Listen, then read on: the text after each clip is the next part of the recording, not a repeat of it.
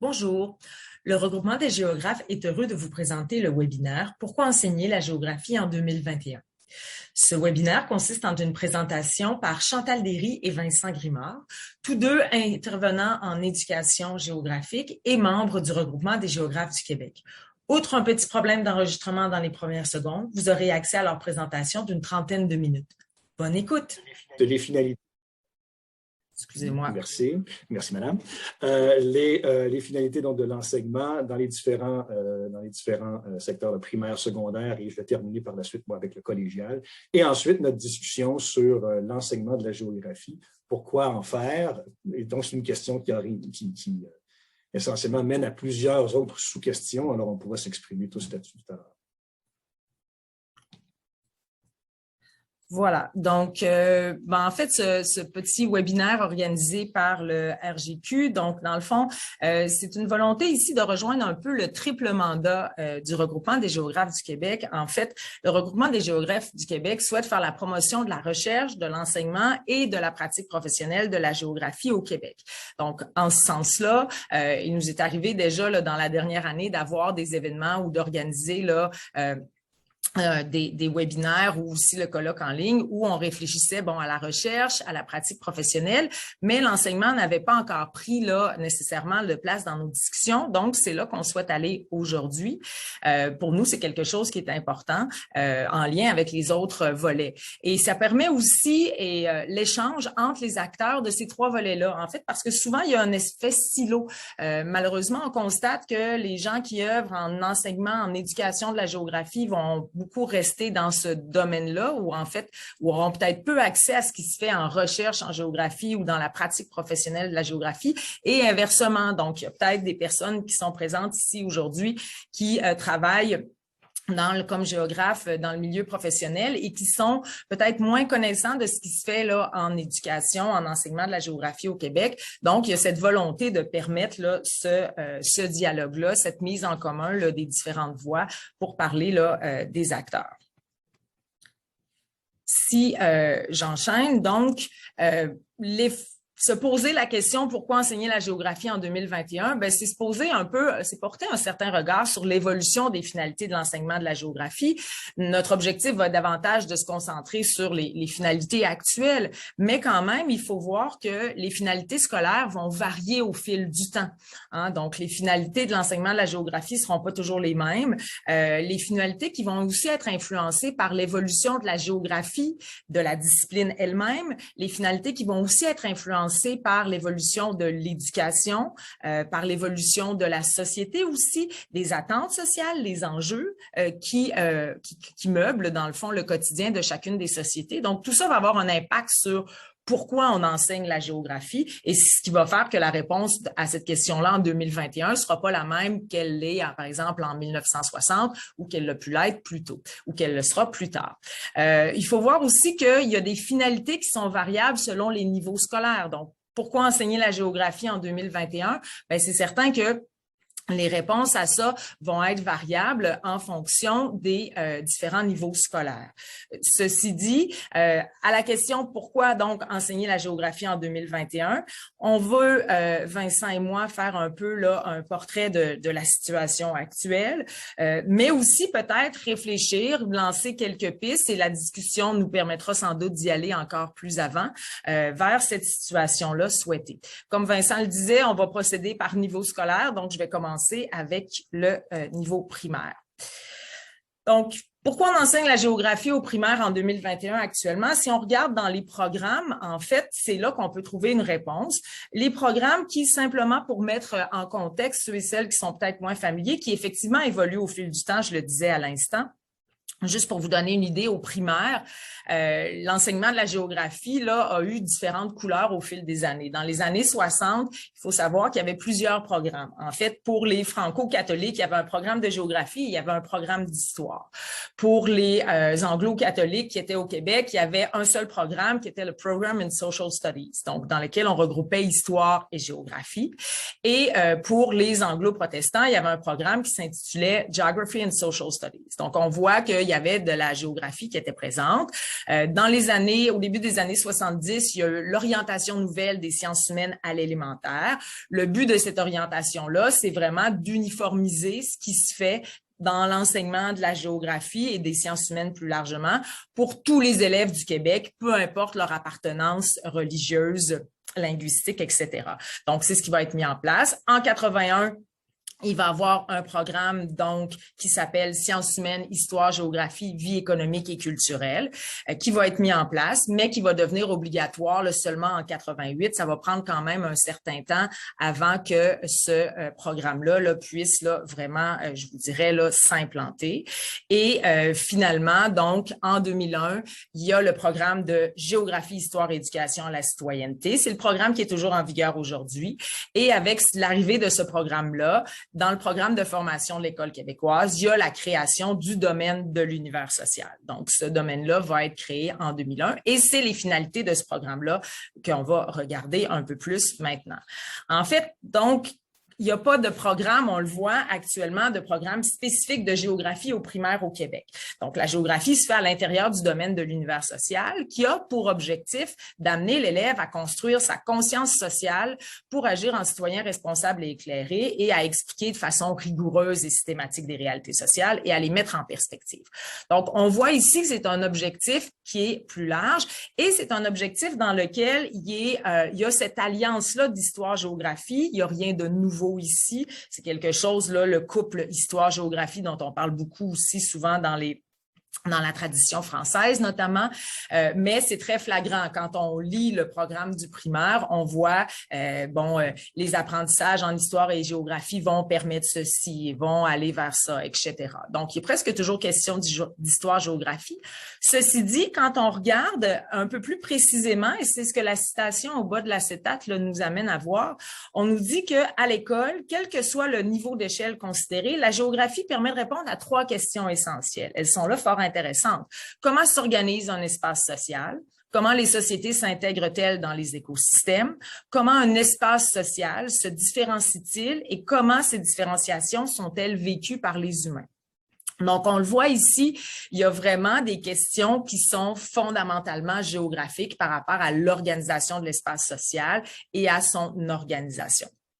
Ceci dit, si on regarde schématiquement, malgré ces objectifs de voir comment s'organise un espace social, on constate que l'espace social dont il est question dans le programme, des écosystèmes, pour reprendre la citation là, que je donnais à l'instant, ceux qu'on va regarder vont être essentiellement ceux du passé. Donc, on va s'intéresser à la construction de l'espace social chez les Iroquoiens vers 1500 ou dans la société québécoise vers 1905, par exemple. Donc, ici, vous avez vraiment cette géographie-là qui vise, oui, à comprendre l'espace social, mais des sociétés passées.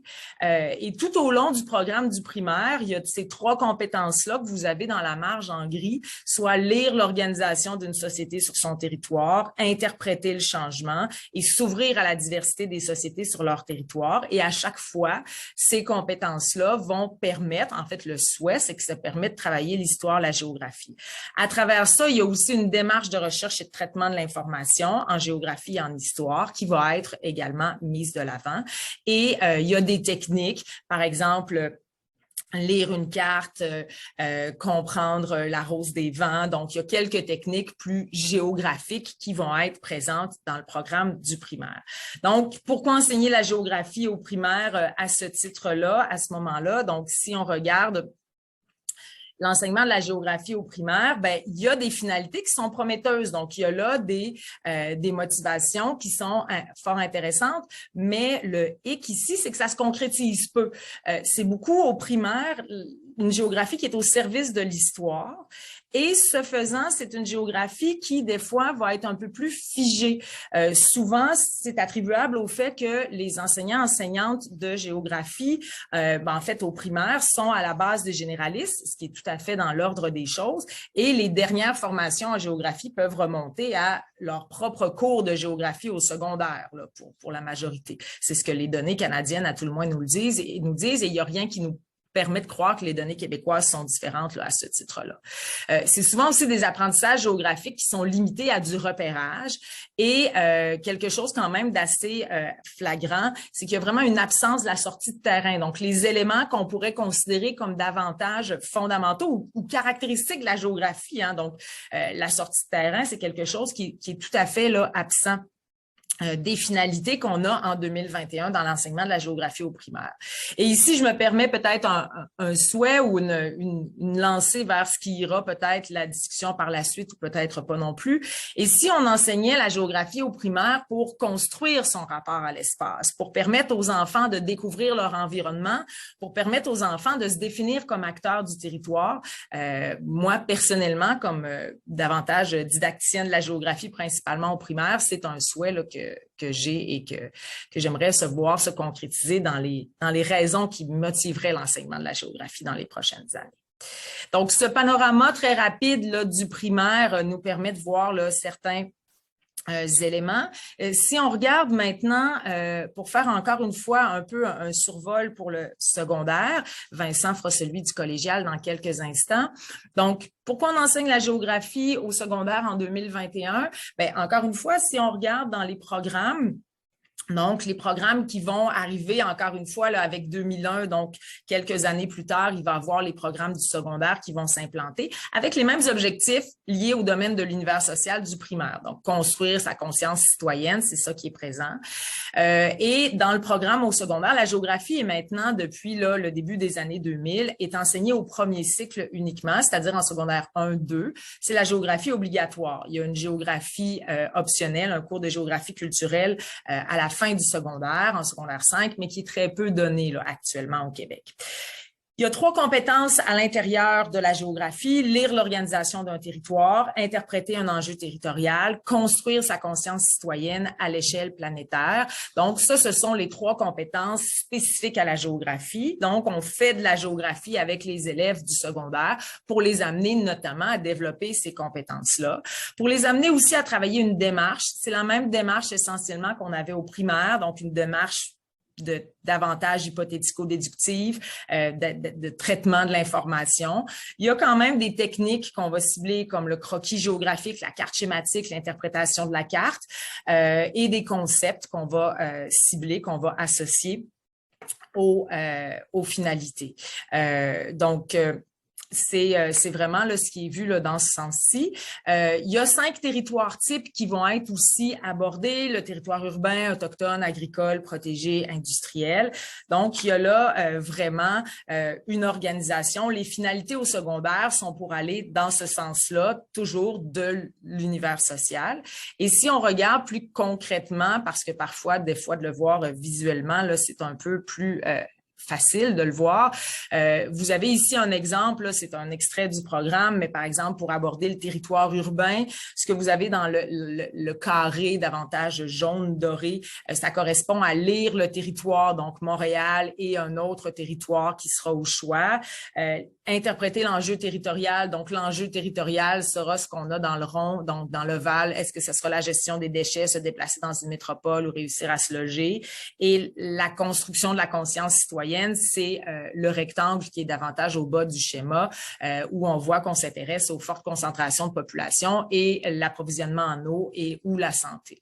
Donc, à travers ça, des concepts comme métropole, bidonville, tout ça peuvent être travaillés, des repères culturels. Donc, il y a des connaissances géographiques qui sont vues, qui sont ciblées pour travailler la géographie, oui, à partir des enjeux, mais toujours dans cette volonté de l'univers social. Ici, c'est intéressant, je vous mets des extraits. Hein, quand on regarde l'enseignement de la géographie au secondaire, pourquoi on l'enseigne en 2021? Ben, c'est beaucoup pour amener les élèves à comprendre les réalités sociales, pour qu'un élève puisse assumer ses responsabilités de citoyen.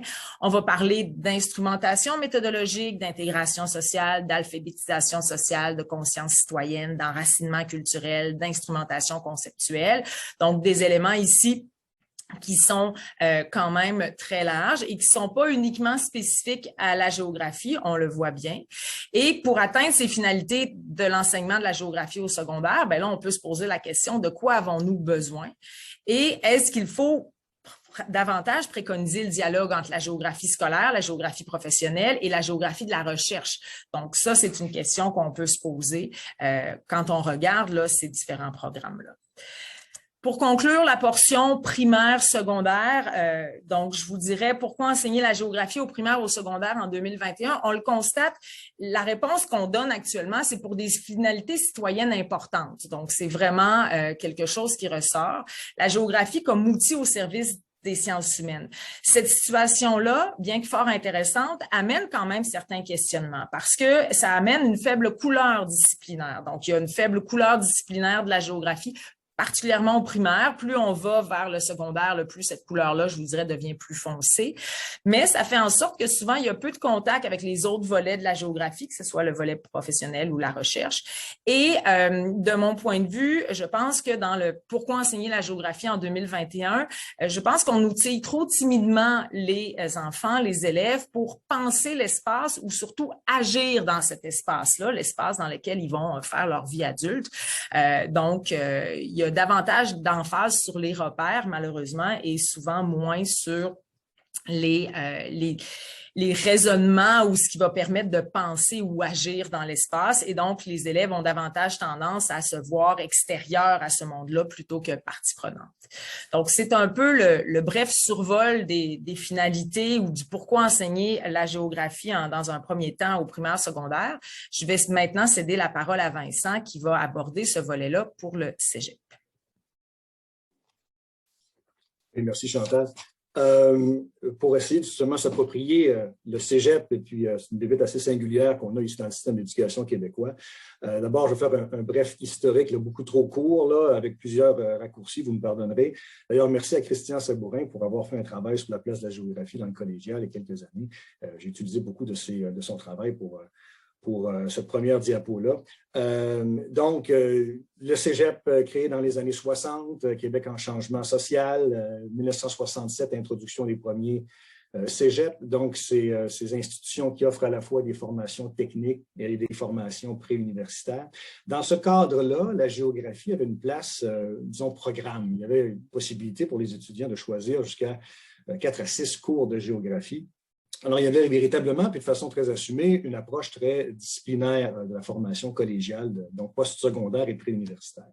Dans les années 80, a eu une espèce de consultation, au fruit duquel s'est dégagé certains constats qu'on devait, autant que faire se peut, standardiser le programme de sciences humaines, par exemple, la formation en géographie, et donc en minimisant le nombre de cours, en réduisant le nombre de cours offerts, etc., etc. Dans les années 90, précisément en 91, donc vient l'instauration d'une petite révolution dans l'enseignement collégial essentiellement, donc l'adoption d'une approche dite de compétence, une approche par compétence, celle qui va avoir une vision de la géographie comme faisant partie d'un programme de sciences humaines, et l'accent est mis sur la science humaine en tant que telle et la géographie comme moyen d'obtenir des compétences en sciences humaines. Et c'est un peu cette vision-là des choses, cette vision programme-là, qui perdure encore aujourd'hui, malgré le fait, comme on va le voir un peu plus tard, là, qu'il y a actuellement un processus de révision du programme de sciences humaines, duquel la géographie fait partie, évidemment, et il y a dans ce processus-là une espèce de continuité de cette approche par compétence.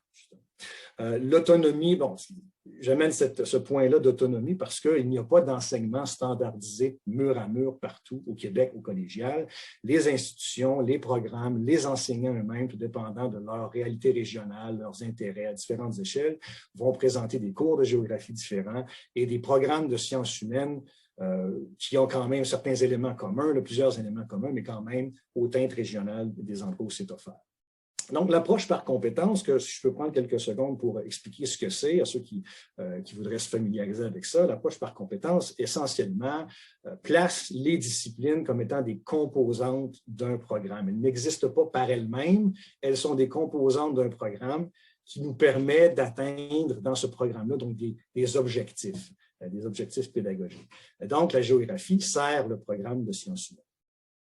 Et à l'intérieur du programme de sciences humaines, si on veut prendre celui-là, il y a, ce que je viens de dire par rapport à l'approche par compétence, ce serait peut-être croire qu'il y a une certaine égalité parmi les différentes matières. Pourtant, il y a 3 disciplines qui, dans le programme de sciences humaines, ont été jugées essentielles, notamment l'histoire, l'économie et la psychologie. Donc, tous les étudiants qui suivent un cours de sciences humaines, ou sont inscrits au programme de sciences humaines, je devrais plutôt dire, doivent suivre un cours d'introduction de chacun de ces cours-là.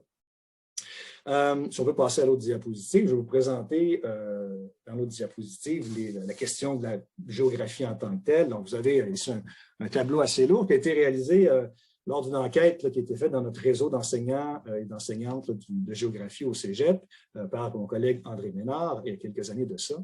On voit dans la partie gauche de la diapo ici, les endroits où la géographie est présente, dans le préuniversitaire, dans le technique et dans les attestations d'études collégiales, ou ce qu'on appelait traditionnellement l'éducation aux adultes. C'est surtout dans le préuniversitaire en sciences humaines que la plupart de l'enseignement se fait.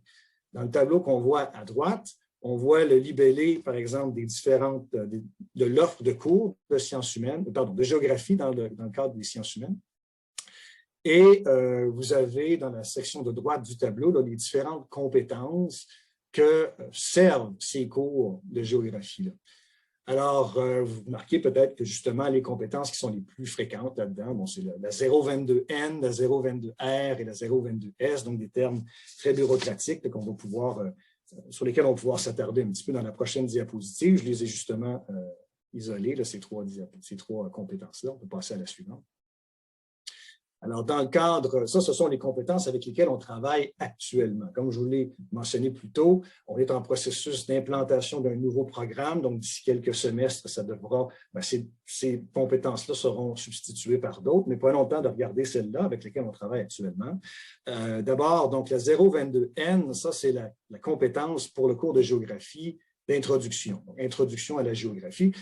C'est un cours qui a plusieurs noms, tout dépendant du cégep où on se trouve.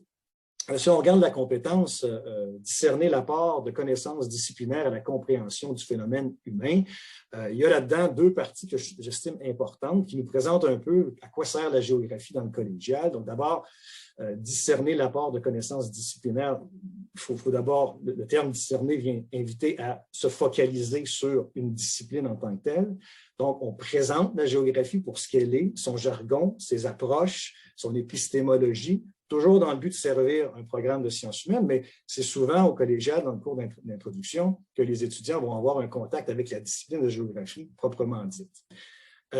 Et il y a aussi la notion de la compréhension du phénomène humain, ici, qui invite surtout à l'enseignement de l'analyse géographique. Donc, on invite les étudiants à faire des liens entre les éléments culturels d'un milieu, entre les activités humaines et le milieu physique, entre les différentes activités humaines elles-mêmes.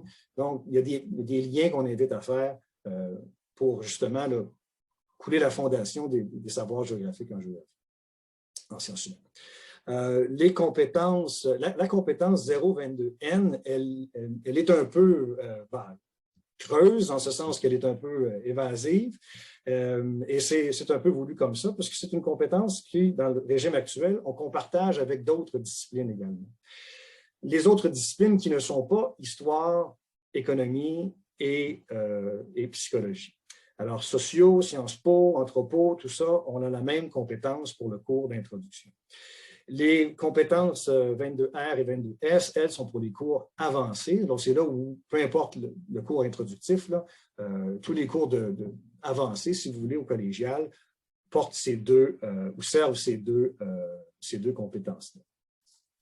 Alors, on peut passer à la prochaine diapositive.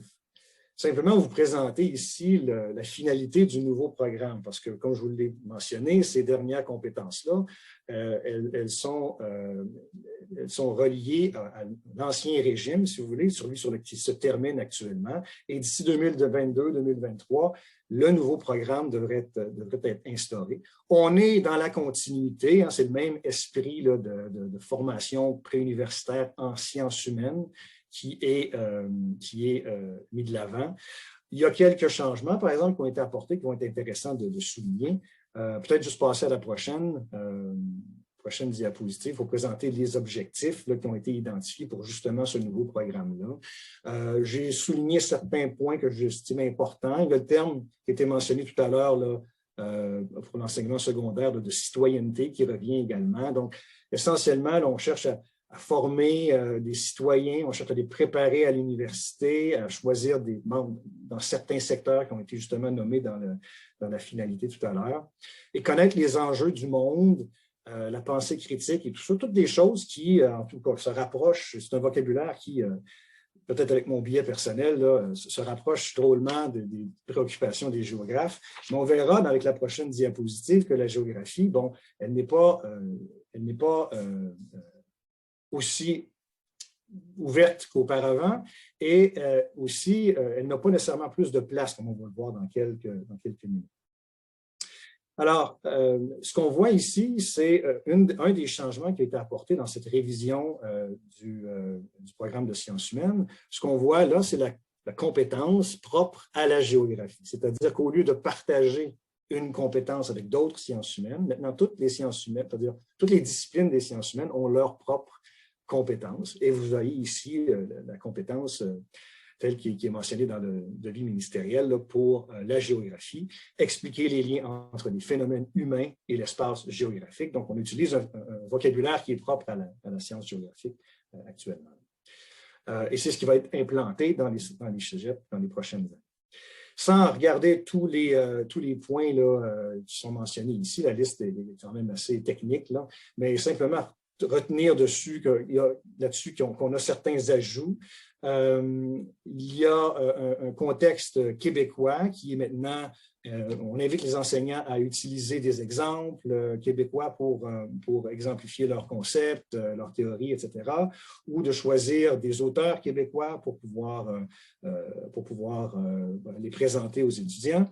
On fait mention clairement ici, ce n'était pas le cas dans l'ancien énoncé, là, des outils propres à la géographie, donc la cartographie, et on met également l'accent sur la cohabitation entre les activités humaines et le monde physique. C'est nommément spécifié dans les critères de performance, ce qui nous invite peut-être à se questionner sur l'intention derrière ça. Est-ce qu'il n'y a pas là ici l'introduction d'un thème hein, qui est justement là, bien discuté à l'heure actuelle, le thème de la question environnementale, justement. Et donc, tout ça pour favoriser l'approche environnementale. Si on peut passer à la prochaine diapo. Simplement là, faire une espèce de fait saillant là, de la révision du programme de sciences humaines, là où la plupart des cours de géographie se donnent au collégial. C'est un nouveau contexte qui ne donnera pas nécessairement plus de place à la géographie. D'abord, le maintien des 3 disciplines de base, histoire, économie et psychologie. Ça, c'est encore la principauté, si vous voulez, là, des sciences humaines dans le secteur collégial. Néanmoins, on force un peu plus les institutions à imposer plus de cours d'initiation, des cours d'introduction aux étudiants. C'est-à-dire que les étudiants doivent choisir plus de cours d'introduction, plus d'informations ou plus de formation générale et moins de formation spécialisée. C'était un souhait du milieu universitaire, justement. Un ajout, donc, comme on vient de le voir, la géographie a sa compétence, qui l'encadre un peu plus à cause de cet ajout-là ou grâce à cet ajout-là, tout dépendant comment on le voit.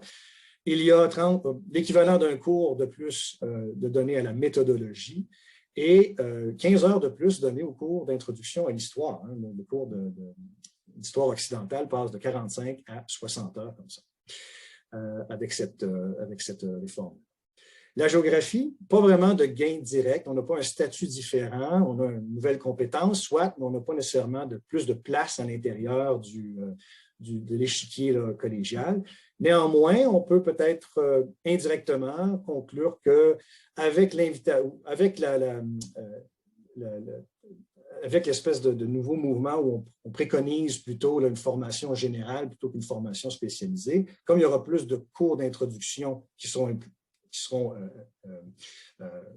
imposés dans le curriculum des étudiants, on peut penser que certains pourront peut-être éventuellement choisir un cours d'introduction à la géographie, puis c'est comme ça qu'on pourra les accrocher.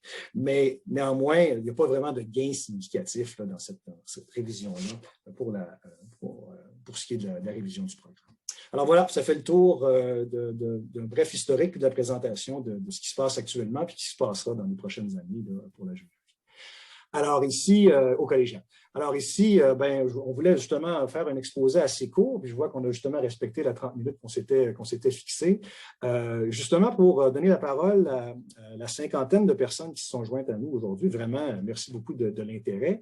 On pose plusieurs questions ici, et puis Chantal et moi, on pourra vous inviter là, à répondre à ces questions-là. Peut-être, je pourrais en lire quelques-unes, Chantal, et puis toi aussi, peut-être. Oui, vas-y.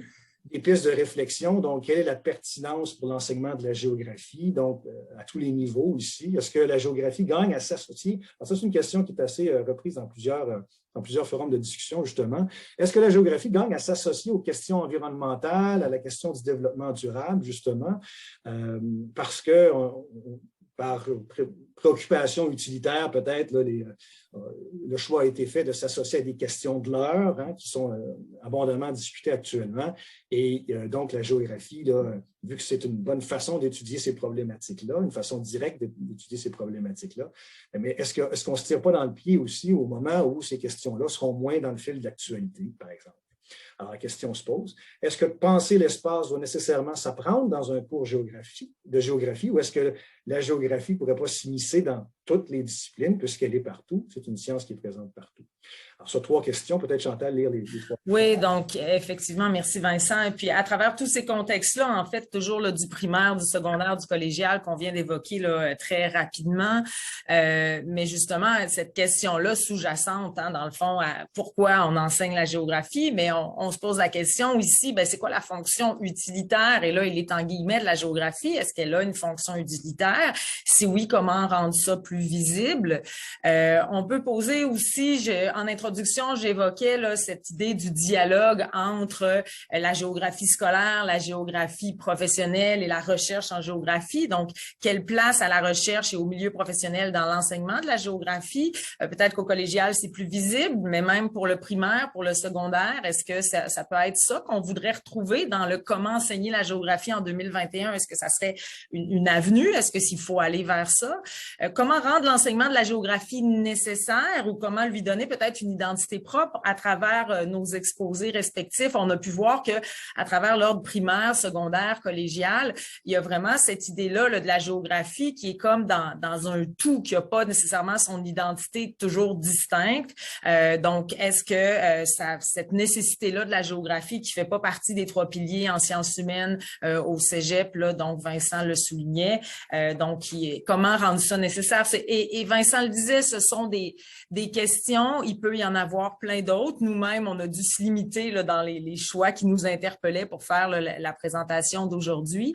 Alors, on vous remercie, là, Vincent et moi, de votre attention et on espère en fait là, que justement, là, comme vous êtes nombreux, nombreuses, là, dans le fond, si vous souhaitez là, prendre part à la discussion, donc maintenant, je vais cesser le partage d'écran. Je vous invite à ouvrir vos caméras, peut-être garder les micros fermés, sauf au moment où on pourra vous donner la parole.